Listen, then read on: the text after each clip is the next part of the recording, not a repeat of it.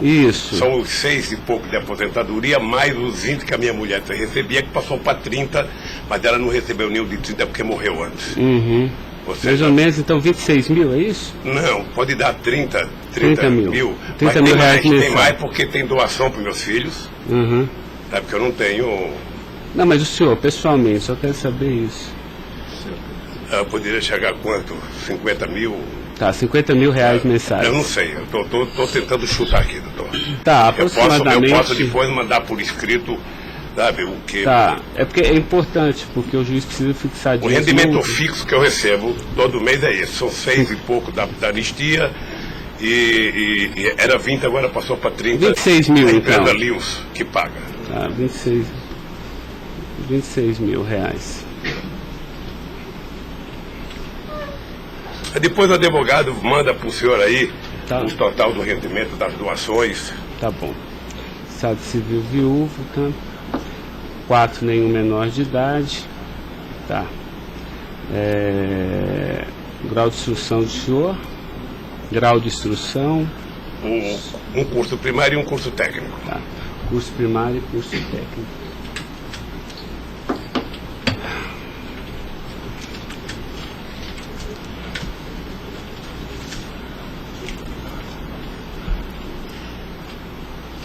Me dê uma caneta aí, Caio, por favor.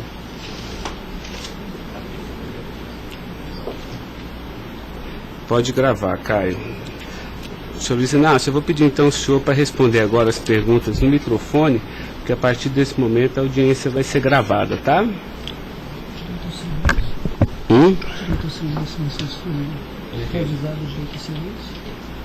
Eu vou avisar ele agora. Vou falar da acusação e vou avisar. Tá? Tá pronto, Caio?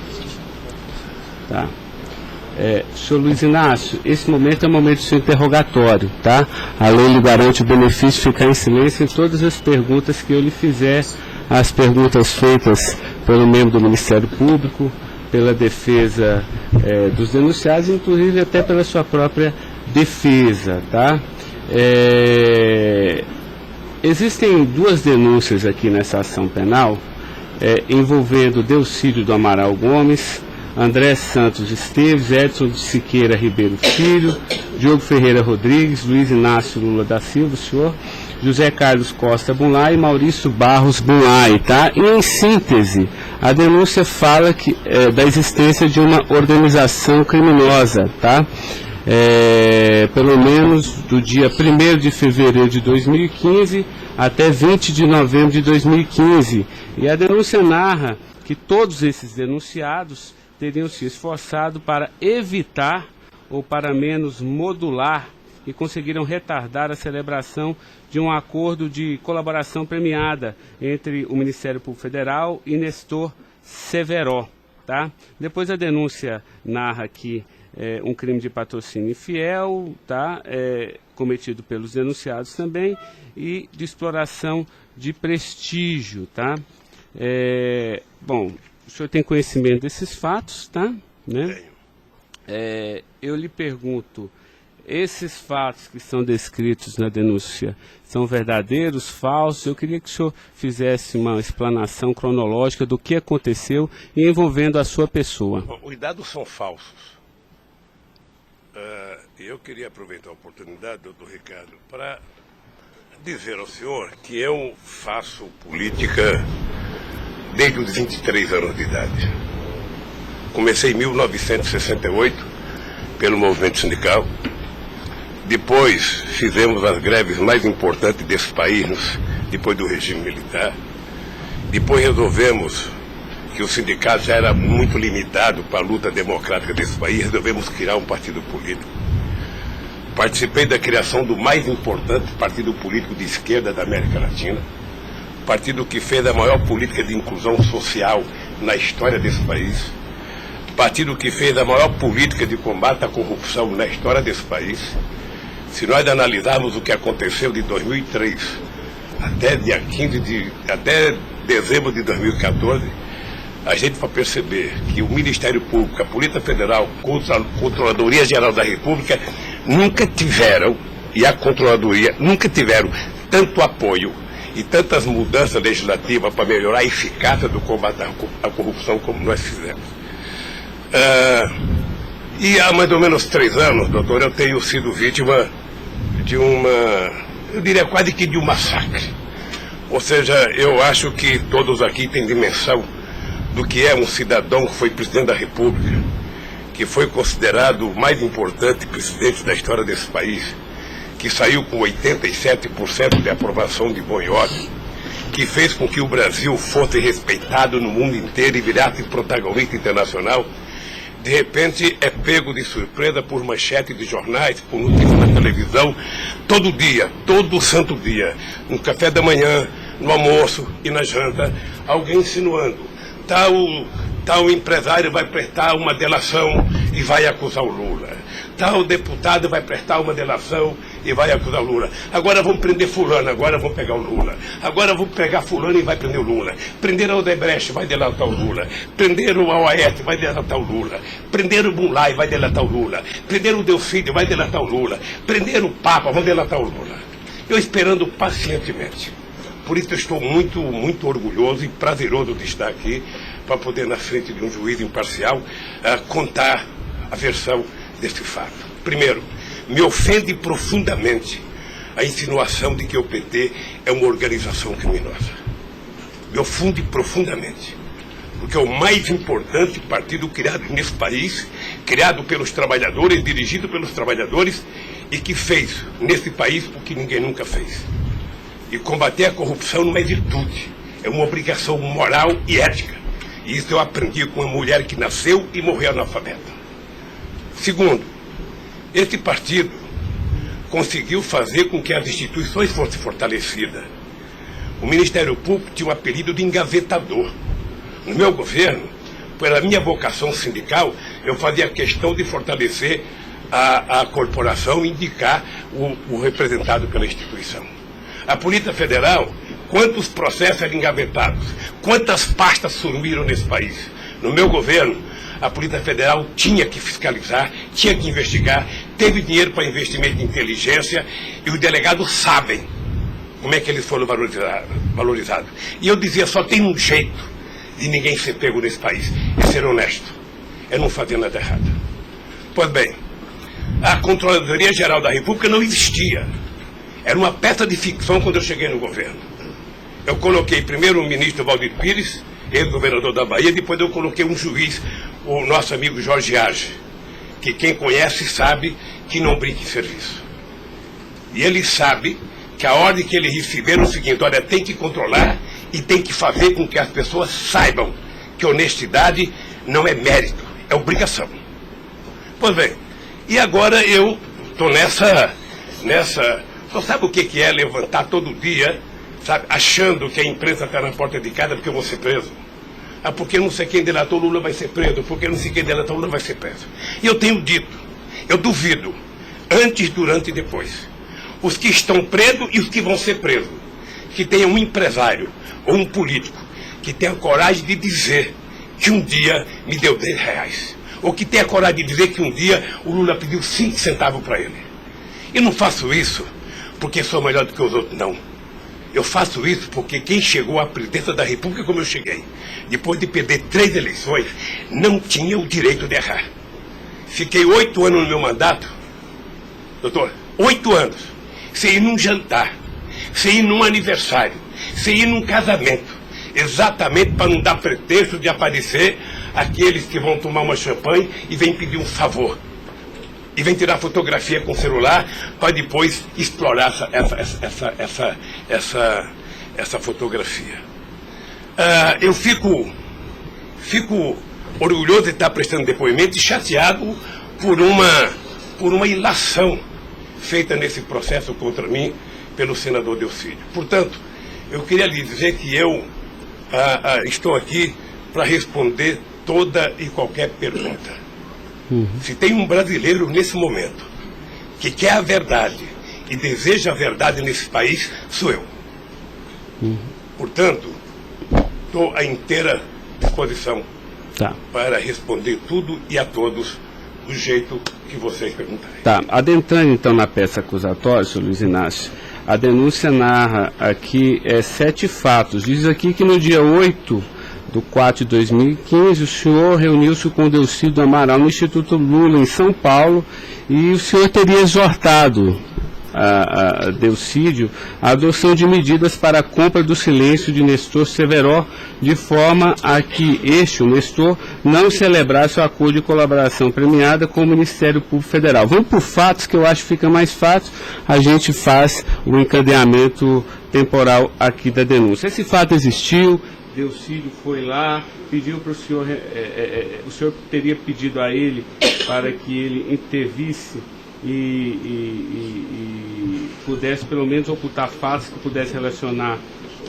o senhor José Carlos Bunlai, e ele diz mais, diz até que o senhor também teria pedido a ele, porque o senhor também teria envolvimento aqui com negócios escusos na Petrobras. Doutor, só tem um brasileiro que poderia ter medo de um depoimento do Severo, pela relação que tinha com ele, que é o Delcídio. Eu não tinha relação com o Severo. Portanto, eu não tive nenhuma preocupação com o depoimento de nenhum empresário, de nenhum diretor da Petrobras, porque não tem essa relação com eles. Portanto, o Delcídio contou uma inverdade nesse processo. Mas essa reunião existiu? Deve ter tido muitas reuniões com o Delcídio. Ele era senador da República, era líder do governo, nós conversamos muitas vezes, em São Paulo e em Brasília, e com outros deputados. Lá no Instituto Lula? Várias vezes o Delcídio esteve lá. Várias vezes. Ok. Eu iria perguntar por fatos aqui, mas assim, pelo que o senhor está falando, senhor, ele teve lá, o senhor admite que conversou com ele, mas não houve essa conversa para adoção de medidas, o senhor teria pedido para ele, porque o senhor, José Carlos Bunlai é amigo do senhor. Doutor Ricardo, deixa eu dizer uma coisa. Eu não tenho nenhuma razão para ter qualquer problema com o depoimento do Severo. Mas nenhuma razão. Não o conheço, não tive convivência com ele. Portanto, o depoimento do Severo era um problema para o Delcídio e não para mim, que teve uma convivência com ele ainda no governo anterior, antes do meu governo, quando foi diretor de óleo e gás da Petrobras. Não foi comigo. Tá, não surgiu essa conversa, então. Não surgiu. Não se tocou. Se o senhor falar da Lava Jato? Doutor, da Lava Jato, hoje no Brasil, a gente fala no café, no almoço, na janta e ainda depois da novela. Mas não porque só passa isso na televisão. Mas não se tocou no nome do Severo. Não tocou, não. E muito menos no nome do Bunlai. Sabe, de que foi pedido coisa para o Bunlai? É um absurdo. É um absurdo. Eu não sei o que o Delcídio esperou fazer com isso. Certamente, depois de preso alguns dias, as pessoas começam a encontrar um jeito de sair da cadeia e resolve jogar a culpa em cima dos outros. Como é que o senhor reagiu quando ele foi preso? Eu tive uma reação que eu sei que ele não gostou, quando ele citou que o juiz da primeira corte, do Superior Tribunal, ele tinha conversado com ele. Eu disse, esse cara é um imbecil, tá? Porque mas nem na morte você citaria se você teve ou não uma conversa com a Suprema Corte sobre um processo. Foi essa reação que eu tive, e ele me parece que não gostou da minha reação. Eu fiquei sabendo pela boca de alguns advogados que ele ficou muito chateado porque eu disse que ele era um imbecil. Eu não quis ofendê-lo, apenas achei que a atitude foi equivocada. Tá, eu tenho mais alguns questionamentos, mas depois eu faço na medida que os temas forem agitados aqui pelas partes, tá? O Ministério Público tem perguntas, doutor? Bom dia. Acabei não vendo a sua chegada, mas não revelo. Em nenhuma dessas reuniões o Delcídio comentou sobre o receio que ele teria sobre as delações do Severo? Não, ele não comentou, mas era sabido por todo mundo que acompanha todo esse processo da relação histórica do Delcídio com o Severo. Tem até um livro publicado por uma jornalista da revista Veja que mostra claramente a relação do Delcídio com o Severo. Era muito antiga, sabe? No governo passado, no governo anterior ao meu, porque ele chegou, acho que até a ser ministro interino de Minas e Energia. O senhor acredita que a referência ao seu nome tenha sido útil para o Delcídio conseguir a delação premiada? Olha, por tudo que eu vejo todo dia na imprensa, eu acho que tem alguém instigando a falar meu nome. Eu fico sabendo de notícia, não sei se é verdade, nos blogs, nos colunistas, de que todo dia alguém vai para cá depoimento e fala o nome do Lula, cita o nome do Lula, cita o nome do Lula. Eu canso de ouvir isso todo santo dia, sabe? É bem possível que eu vi uma entrevista dele na Globo News que parecia que tinha recebido o prêmio Nobel da delação, a disfarçatez, sabe? Como ele estava se desenvolvendo, eu fui no Roda Viva. Ou seja, depois que fazem a bobagem que fez, se é que fez, ele teria que jogar nas costas de alguém. Primeiro, sabe, a minha relação com o Delcídio era uma relação institucional. E ele sabe disso. Voltando um pouco, o senhor poderia explicar a sua relação com o Bunlai? Veja, eu conheci o Bunlai na campanha de 2000. O PT governava o estado do Mato Grosso do Sul. E eu precisava fazer uma gravação para um programa de televisão da campanha para falar com o setor do agronegócio. E aí o governador do PT disse que tinha um amigo lá e me levou na fazenda dele, me parece que em Miranda. E eu fui nessa fazenda, uma boa fazenda. Até depois eu fui pescar nessa fazenda, fiquei 4 dias no Rio Miranda, não peguei nenhum peixe. Mas gravei um programa, foi um programa de sucesso. Depois eu ganhei as eleições e depois estabeleci uma relação com o Zé Carlos Bunlai. Qual o conhecimento ou participação que o senhor teve na questão do empréstimo do Banco Chain ao PT que teria sido feito com a intermediação do Bunlai? Eu não, já disse isso, eu não tenho nenhum... Fiquei sabendo de que o Bunlai tinha feito o empréstimo pela imprensa. O senhor teve conhecimento de que para quitar esse empréstimo, houve a contratação pela Petrobras, da empresa Chain Engenharia, na questão Fiquei da sabendo também pela imprensa, e me parece que numa pergunta que o Ministério Público já me fez. Após esses fatos, houve a saída do Cerveró do posto da diretoria da Petrobras. Há uma informação na denúncia relativa a divisões de indicações por partido de diretorias na Petrobras. Diretoria de abastecimento seria normalmente indicada pelo PP, diretoria de serviços pelo PT, diretoria nacional pelo PMDB. O senhor tem conhecimento disso? Veja, deixa, doutor Ivan, dizer uma coisa que me parece que está virando costumeiro isso no depoimento, que é a falta de compreensão do que significa um governo de coalizão em qualquer parte do mundo. E parece que tem pessoas com dificuldade de compreender isso. Aliás, no depoimento do presidente Fernando Henrique Cardoso, ele foi muito bem ao explicar o que é um governo de coalizão. Quando você ganha uma eleição, um regime presidencialista de coalizão, você tem que montar o governo. Você precisa construir uma maioria no Congresso Nacional para você poder montar o governo. E você não monta a maioria com quem você quer. Porque se você pudesse, você pegaria só suplente que não foi eleito. Mas como o suplente não vota, você tem que fazer um acordo com quem é eleito, com quem tem mandato. E obviamente que você pode fazer um acordo programático, e nesse acordo programático você pode fazer um acordo de participação no governo. Então os partidos que compõem a base do governo participam do governo, indicam ministros, indicam cargos. Todas as pessoas indicadas são pessoas com mais de 30 anos da Petrobras. Eu já disse no depoimento, sabe, que vocês vão ter que ouvir muita gente, o Conselho Fiscal da Petrobras, o Conselho de Administração da Petrobras, sabe, para saber se havia denúncia de corrupção, porque quando nós indicamos as pessoas e quando os partidos indicam, ou seja, se aparecer alguma denúncia de corrupção e aparecer no GSI, essa pessoa não é indicada. Porque qual é o critério?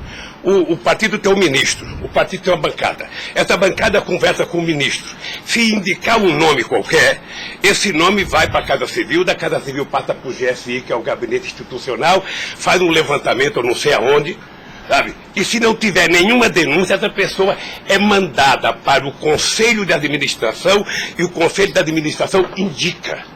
Não é o presidente da República que indica, é o Conselho de Administração. É assim que funciona em qualquer lugar do mundo. Ex-presidente, mas só uma questão relativa a isso. Existe um vídeo no YouTube em que o senhor está inaugurando uma plataforma que o senhor realmente fala que no seu governo a Petrobras se tornou mais transparente e que o senhor participava mais das decisões da Petrobras. É de uma plataforma em Angra dos Reis, isso foi em 2010. Então, deixa, doutor. Aí eu estou lhe perguntando para o senhor explicar. O senhor se lembra desse discurso? Eu sei que é muita coisa, mas eu estou até com um vídeo aqui e eu queria lhe perguntar isso. Senão a gente pode até passar. É que a imprensa dizia que eu vivia fazendo assembleia. Eu fui o presidente que certamente mais visitei a Petrobras. Eu fui o presidente que decidi no governo e com a Petrobras de que era importante que a gente recuperasse o poder de construção de plataforma da Petrobras para a gente não importar da Coreia ou da China, que era preciso criar uma indústria petrolífera forte no Brasil. Por isso é que nós aprovamos a Lei de Conteúdo Nacional. 65% de tudo que fosse construído de plataforma sonda teria que ser feita no Brasil, para a gente ter uma política industrial, para a gente definir uma política de engenharia, de ciência e tecnologia, porque o Brasil é um país grande, o Brasil não pode ser um serviçal, o país não é uma republiqueta. Este país poderia produzir e atender toda a América Latina e atender toda a África que margeia o rio chamado Atlântico. Lamentavelmente. Não, mas a pergunta é o seguinte, é porque o senhor falou que realmente no seu governo, se participava, o senhor participava mais das decisões. Eu não participava, deixa eu mais falar. as decisões. Se o senhor quiser, a gente pode até ter um vídeo, e eu trouxe aqui aí para o senhor explicar. E Delcy também havia falado isso, que depois do mensalão, o governo federal, a presidência da República, participava mais na Petrobras. Isso ele falou. Deixa eu lhe falar uma coisa, o papel do governo, o governo participa na Petrobras através do Conselho da Petrobras. O Conselho da Petrobras tem vários ministros, tinha ministra de Minas e Energia. Tá? Eu, durante todo o tempo da Petrobras, eu só participei de uma reunião de definição da política estratégica da Petrobras. A discussão de investimento para os próximos 20 anos. Se a gente ia recuperar a indústria naval, se a gente ia recuperar a indústria de sonda, de plataforma, se a gente ia discutir, sabe, exportar, se a gente ia fazer a lei de partilha, se a gente ia fazer com que o petróleo voltasse a ser do povo brasileiro, como nós conseguimos fazer. Nessas decisões estratégicas eu participei de uma reunião. Tá, mas de cargo então não. De cargo não. Porque tem o Fernando Soares que fala que o senhor realmente definia também essas questões. Não definia cargo. Quando havia briga no PMDB, ou não. Quem decidia, se não se decidir, era o senhor que realmente... Deixa eu lhe dizer uma coisa para o senhor. O presidente não indica cargo na Petrobras. O presidente recomenda ao Conselho da Petrobras a indicação de tal pessoa indicada por tal partido político a partir da capacidade técnica das pessoas. É assim que funcionava no governo anterior, é assim que funcionava certamente no governo militar, é assim que deve funcionar hoje. É assim que deve funcionar hoje. Porque a Petrobras é uma empresa de engenharia muito poderosa e você não pode ficar colocando gente que não tem expertise para fazer determinadas coisas. Tá. Mas a expressão foi essa aqui, eu anotei. A gente sabe o que acontece lá dentro. O que o senhor quer rever o discurso? Eu não preciso rever, não. Tá. Assim, porque isso me chamou a atenção. A gente sabe, quer dizer, antigamente era uma caixa preta, foi esse o contexto. E agora a gente sabe o que acontece lá dentro. Quais foram os mecanismos que o senhor tomou, então, para que a Petrobras realmente ficasse mais transparente? A fazer com que o Conselho acompanhasse mais as decisões. Porque como a Petrobras é muito grande, entre uma decisão do Conselho da Petrobras, uma aprovação da diretoria e os acontecimentos nas engenharias da Petrobras, são milhares de pessoas que participam daquilo. É por isso que um dia um presidente chegou a falar que ele é uma caixa preta que ninguém sabe. Então vamos tentar saber, sabe? Fazendo com que as coisas funcionem mais democraticamente. Por exemplo, quando nós descobrimos o pré-sal, nós tivemos uma decisão estratégica do que fazer com o petróleo. O petróleo não é das empresas estrangeiras que vêm aqui comprar gás e óleo, não. O petróleo é nosso. Então eles vão ter que pagar para o governo. É por isso que nós aprovamos 75% do ROT para a educação. É por isso que nós aprovamos a partilha, que é o que incomodou muita gente no mundo, o que incomodou as grandes petroleiras. É esse país que tinha complexo de vira-lata, virar dono do seu nariz. Ok. Eu sei que isso incomodou muita gente. Incomodou muita gente no mundo inteiro. Sabe, e agora estão tentando desmontar.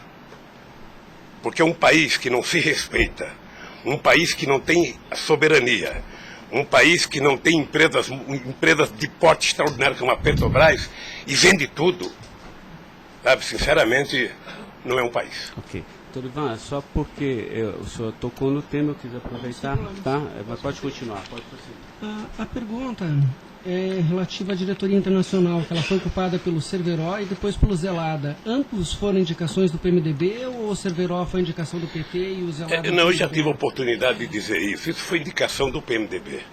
Ambos? Não sei se de todo o PMDB ou da bancada do PMDB de Minas Gerais, que foi indicado o Zelada para diretor internacional da Petrobras. O critério é o mesmo. O Zelada foi indicado, passa na Casa Civil, passa no GSI e é mandado ao Conselho da Petrobras, que decide. Não, perfeito. Mas e o Cerveró? Ele tinha sido indicado anteriormente pelo PT ou Pelo PMDB. Pelo PMDB Pelo também. PMDB. Eu acho, eu falo quase com certeza absoluta pelo PMDB. É o que diz a... Eu falo quase que com certeza absoluta. A pergunta é o seguinte, com a troca pelo Zelada, a saída do Cerveró desse posto de diretoria, ele acabou sendo indicado para a BR Distribuidora. No próprio depoimento do Cerveró, ele afirma que isso teria sido como um reconhecimento pelo papel que ele prestou no auxílio da contratação da Chaim pela Petrobras, na questão do navio sonda. Me parece que ele não diz isso exatamente. Me parece que ele utiliza a palavra acha que foi isso. É diferente de dizer que ele disse. Ou seja, ele acha que foi isso. Deixa eu lhe falar uma coisa. Eu não conheço o Cerveró. Conheço agora que ele ficou famoso. Tá? Quando eu vi o Cerveró, eu vi a en passant em reuniões coletivas. Portanto, eu não tinha nenhum interesse de tirá-lo e nenhum interesse de colocá-lo. Nenhum interesse. Para mim, se uma força política que compunha o governo indicasse ele ou outra pessoa e tecnicamente ele fosse reconhecido pelo conselho da empresa que o indicou, para mim estava perfeito. E veja, durante todo esse período não houve uma única denúncia contra nenhum deles. A denúncia começou a acontecer porque o juiz Moro começou a fazer escuta durante 8 anos num bandido chamado Rousseff, e aí então, em 8 anos dá para pegar alguma coisa. Pegou esse negócio. O senhor tem conhecimento de quem teria feito a indicação do nome do Cerveró para a BR Distribuidora? Se foi algum partido? Eu não sei se foi um partido ou se foi através do Zé Eduardo Dutra, que devia ter relação com o Cerveró, porque ele tinha sido presidente da Petrobras. Ele deixou de ser presidente da Petrobras e foi ser presidente da BR. E ele pode ter chamado o Cerveró, ou o mesmo partido que tinha indicado o Cerveró e depois tirou o Cerveró pode ter pedido para ele ir para lá. Eu suponho que seja isso. Ok. O senhor conversava com certa frequência com o Bulay por telefone, dentro dessa relação de amizade? Não era meu amigo. Conversava com ele. Com que frequência o senhor... Não sei, querido. Sabe, ultimamente o Bulay andava com doença nos olhos, achando que ia ficar cego, estava passando muito tempo em Miami para se tratar, depois estava se tratando de um câncer. Sabe, eu sei que ele não andava bem nos últimos tempos, com problema de doença. Porque a denúncia cita algumas ligações de um telefone que pertenceria ao Instituto Lula. O senhor utilizava esse telefone do Instituto Lula para conversar com o Bulay também, ou normalmente só no mas seu qual celular? é o crime do Bulay ligar para mim? Não, eu estou tentando esclarecer os fatos, presidente. Eu ligava, eu conversava com o Bulay, assim, tinha um profundo respeito pelo Bulay, um profundo respeito. O Bulay sabe perfeitamente bem que a relação que ele tinha comigo não permitia que discutisse qualquer negócio, porque eu não levo para casa ninguém para discutir negócio. O negócio eu discutia no palácio.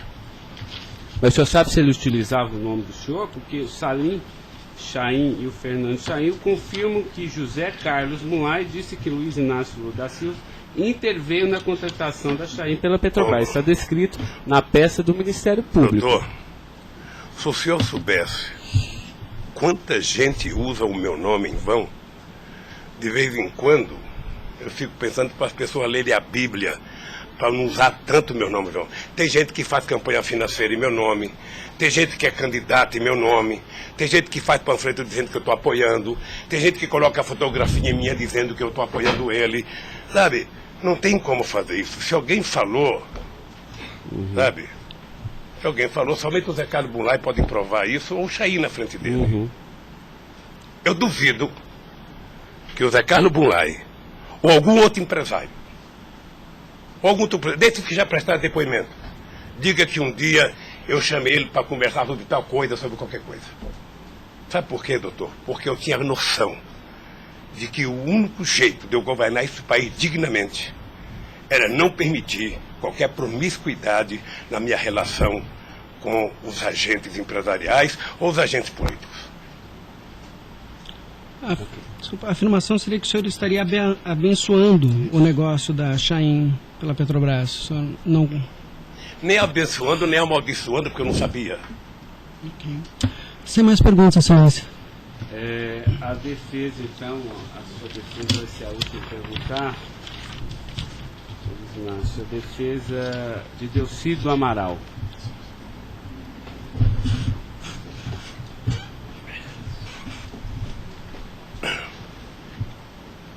O doutor vai ter que, alguém vai ter que sair para ele perguntar, tá? Da mesa para que...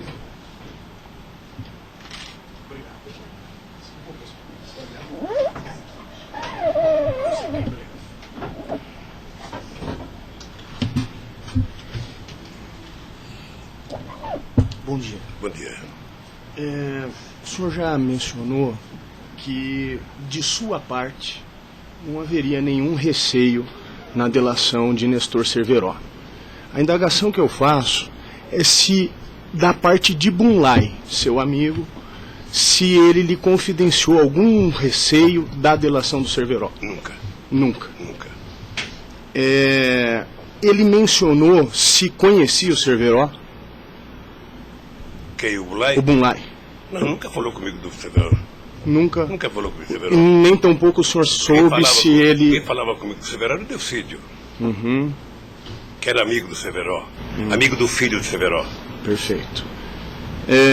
O senhor tem conhecimento se a delação do Nestor Cerveró foi utilizada como um dos fundamentos para a condenação do senhor Bunlai? Não tenho. Não tem conhecimento. Não tenho. Tá certo. Eram só essas as indagações. Excelência, muito obrigado. Obrigado, senhor ex-presidente. A defesa de André Esteves tem questionamentos? Não tem? A defesa de Edson Siqueira Ribeiro Filho.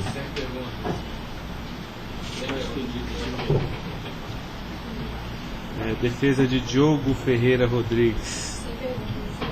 A defesa de José Carlos Bunlai. Tem algumas perguntas. Pode fazer. Bom dia, presidente.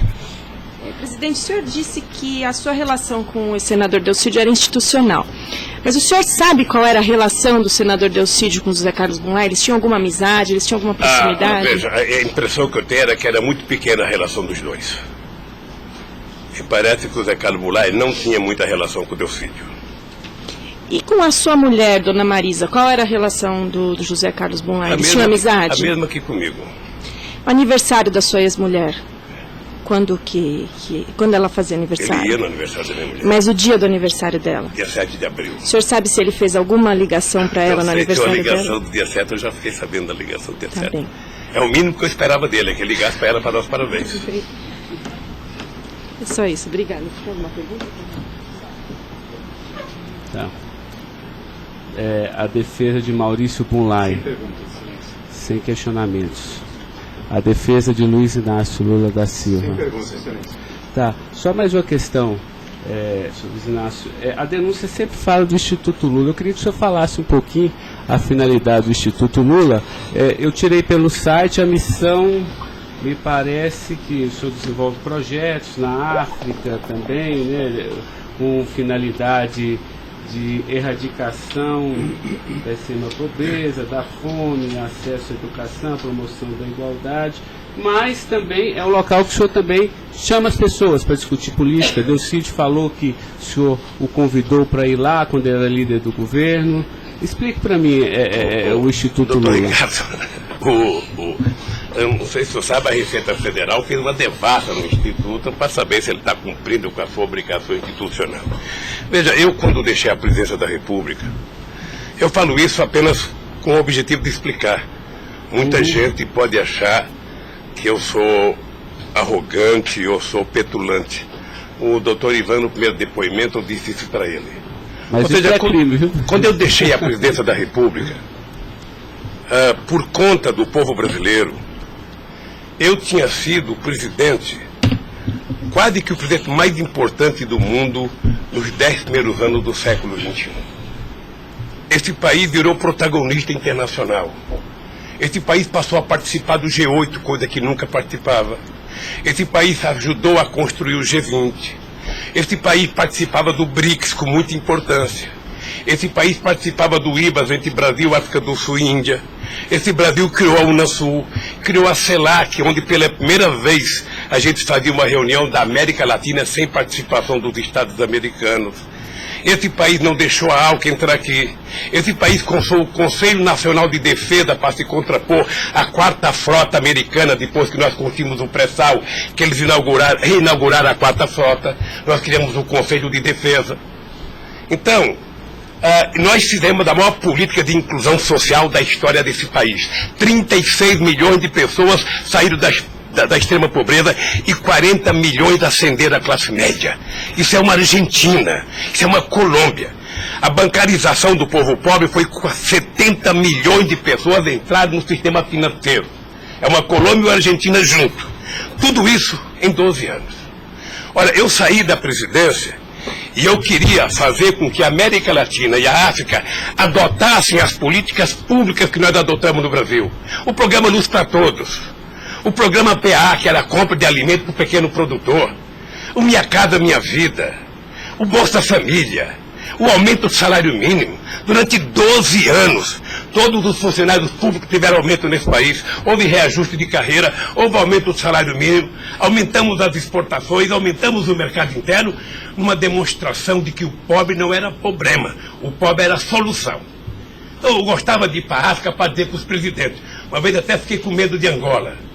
Porque eu, depois da minha palestra, eu me dei conta da quantidade de general que tinha lá dentro. E eu falei o seguinte, é preciso diminuir o dinheiro das Forças Armadas e colocar dinheiro para os pobres. Porque o pobre não entra no orçamento. O Poder Judiciário entra, porque tem poder de pressão. Os sindicatos organizados entram. Sabe? Todo mundo entra, o pobre não entra. O pobre está lá, desgraçado, abandonado, ninguém olha por ele. Agora, coloque ele no orçamento. Deixa ele começar a ir no shopping.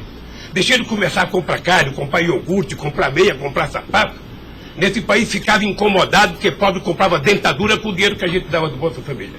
E eu queria ensinar isso, eu queria ensinar as pessoas a compreenderem que o pobre no Brasil e no mundo seria a solução se a gente desse a ele o mínimo necessário. Foi por isso que eu não quis criar uma ONG. Criei um instituto para poder viajar o mundo tentando mostrar o exemplo do que esse país fez em tão pouco tempo. Mas o que Delcídio, porque ele disse aqui que algumas vezes o senhor chamou ele lá. Em que ele se encaixa aí? É que eu não sabia, doutor. Porque sabia, assim, realmente eu entendi, a política está de acordo com o estatuto aqui do Instituto Lula, mas assim, por que o senhor chamou ele lá? Ele falou assim, muitas vezes o presidente Lula, e de vez em quando eu ia com cortesia também. Deixa eu lhe falar, ele foi muitas vezes conversar comigo, ele era líder do governo. Como outros senadores foram conversar comigo. Cada vez que o Delcídio ia no hospital sírio-libanês fazer um check-up ou uma consulta, ele falava, presidente, eu estou aqui no Sírio, eu posso passar aí? Passa, meu filho. Mas o senhor não tratava dessas questões do Instituto? Discutia desde Flamengo a Vasco da Gama, Corinthians, Palmeiras, porque quando duas pessoas se encontram, conversa-se tudo. Sim. Mas não era política institucional do Instituto, isso que eu estou perguntando. Não era política institucional do Instituto, é que eu talvez tenha cometido erro. Sabe que eu deveria ter alugado uma sede do lado, e quando eu discuti esse instituto, ficava numa cadeira, quando eu discutia outra coisa, mudava para outra cadeira. Eu achei desnecessário. Eu achei que a civilização não exigiria essa burocracia toda, porque isso é uma coisa de burocracia. Eu sou o mesmo ser humano, eu sou presidente de honra do PT, eu sou ex-presidente da República, eu era presidente de honra do Instituto. Eu não decidi as coisas pelo Instituto. O Instituto tem uma diretoria. Eu apenas estava lá. Eu era a figurinha carimbada do Instituto. Era para ele fazer merchandising. Aqui o Lula, aqui o Lula. Vai conversar com o Bill Clinton, fala com o Lula. Vai conversar com o Tony Blair, fala com o Lula. Vai conversar com o Chirac, fala com o Lula. Vai conversar com o Angela Merkel, fala com o Lula. Sabe, eu tive o prazer, doutor Cláudio, de ser o ex-presidente da República, que em todas as viagens do mundo que eu fiz, depois de deixar a presidência, era recebido pelos presidentes. Esse era o status quo do Brasil. Hoje nós estamos numa situação em que o presidente não tem coragem na Bolívia. Então o país, que era um motivo de orgulho, virou um motivo da tristeza. Pela pequenez que esse país tomou dimensão nos últimos anos. Não, eu não estou emitindo nenhum juízo de valor, mas assim, o que eu quero saber é o seguinte: o senhor também chamava pessoas como o líder do Delcídio para conversar sobre outros assuntos. Chamava dirigente sindical, chamava gente do LGBT, chamava negro, chamava índio, chamava todo mundo. Isso. Ali, eu vou dizer uma coisa, sabe qual é o apelido do Instituto? Sabe? Não sei, nunca fui. Posto Ipiranga. Sabe? Lamentavelmente é assim. Mas não é por causa do Instituto, é por causa do personagem. Sabe? Então todo mundo fala, tem problema em tal lugar? Posto Ipiranga. Tem problema em tal lugar? Posto Ipiranga. E sabe que eu tenho orgulho disso. Eu tenho muito orgulho de fazer 36 anos que eu deixei o movimento sindical e ainda sou amigo de todos os sindicalistas, de todas as correntes, da Força Sindical à CUT. Sou amigo de todos os partidos políticos. Sabe? Então, se isso é um pecado, se isso é um erro jurídico, se isso incomoda o Ministério Público, a Polícia Federal, sei lá quem, sabe, eu vou alugar uma salinha na porta e sento lá e atendo e vou deixar em paz, porque não é possível. Sabe? Não é possível. Eu, sinceramente, doutor, eu quero lhe agradecer a oportunidade de vir prestar esse depoimento. Eu estou com muita coisa na garganta para falar. Eu estou cansado de ver procurador dizer que não precisa de prova, que ele tem convicção. De juiz dizer, eu não preciso de prova, eu tenho fé, vou voltar com fé. Eu quero provas, alguém tem que dizer, sabe, qual é o crime que eu cometi, aonde que eu cometi. Chamar o PT de organização criminosa, se dependesse de mim, cada deputado do PT, cada vereador do PT, cada militante, abrir um processo para quem dizer provar qual é a quadrilha. Porque eu estou cansado, doutor. 71 anos de vida, eu cansei. Cansei de ver, sabe, as instituições que eu ajudei a criar desde a Constituinte, para valorizá-las, desprestigiadas por comportamento pessoal. Gente que adora, gente que não pode abrir a geladeira, que vê uma luz e já começa a dar declaração.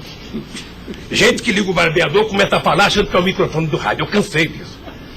Eu sempre valorizei o Ministério Público. Eu sempre valorizei a Polícia Federal. E sempre valorizei o Poder Judiciário. Os ministros podem lhe dizer. Eu indiquei quase todos. Nunca pedi para eles um favor pessoal. E não peço. Porque a instituição tem que ser forte, não para me ajudar, para garantir a democracia desse país. Lamentavelmente, tem pessoas que não pensam assim.